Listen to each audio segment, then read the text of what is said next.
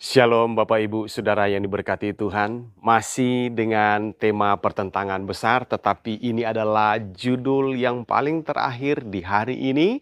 Dua kekekalan. Kekekalan manakah yang dimaksud? Baik, mari kita lihat kekekalan yang pertama.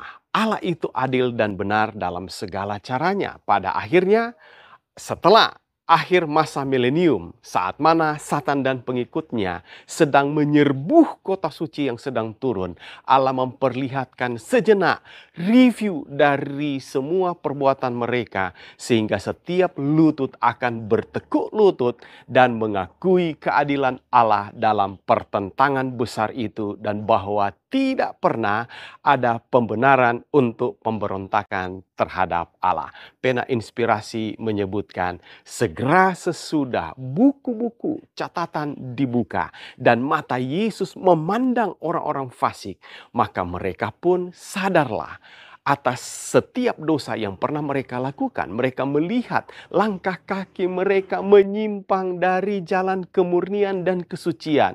Seberapa jauh kesombongan dan pemberontakan telah membawa mereka melanggar hukum Allah. Penggodaan-penggodaan yang sangat memikat yang mereka lancarkan oleh pemanjaan dosa, pemutarbalikan berkat-berkat, menghina para juru kabar Allah, menolak amaran-amaran, memukul mundur gelombang kemurahan oleh kedegilan dan hati yang tidak bertobat. Semuanya tampak seolah-olah dituliskan oleh huruf-huruf mati.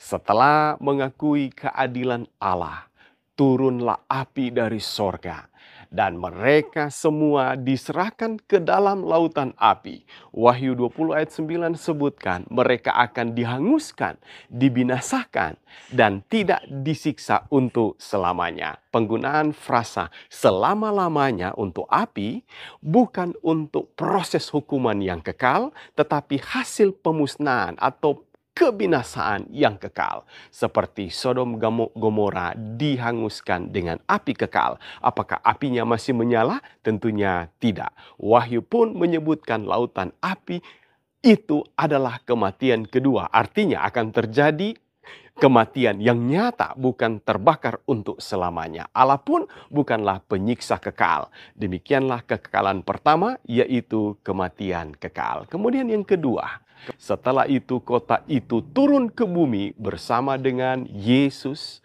Kristus, para malaikat, dan semua orang tebusan, mewarisi bumi baru untuk selamanya. Ini adalah kekekalan yang dimaksudkan, yaitu kehidupan kekal. Apakah yang akan menjadi pilihan saudara?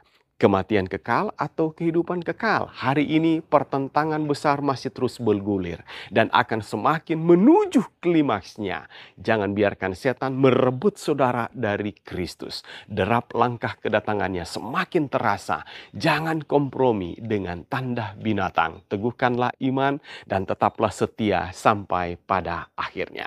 Terima kasih atas kesetiaan saudara mengikuti renungan ini, bahkan selama 13 pekan dengan tema pertentangan besar yang akan berakhir hari ini. Kiranya renungan-renungan ini akan selalu menguatkan, meneguhkan iman kita semua.